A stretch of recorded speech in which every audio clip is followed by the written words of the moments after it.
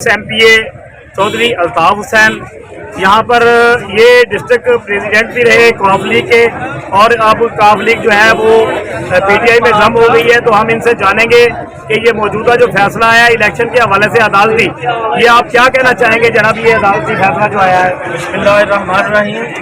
ये जो supreme court का आला अदलिया का फैसला आया है, ये अवाम के मंगों के मुताबिक और कानून की बालादस्ती के मुताबिक हुआ है। इस पे मनोवन अमल होना चाहिए और मुल्क में फिलफौर जो है इलेक्शन होने चाहिए।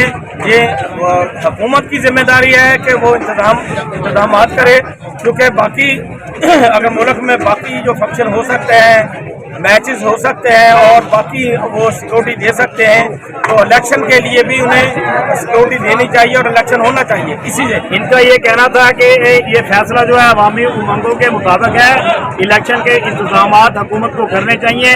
तारिक महमूद पहाड़, वाइस न्यूज़ लिया।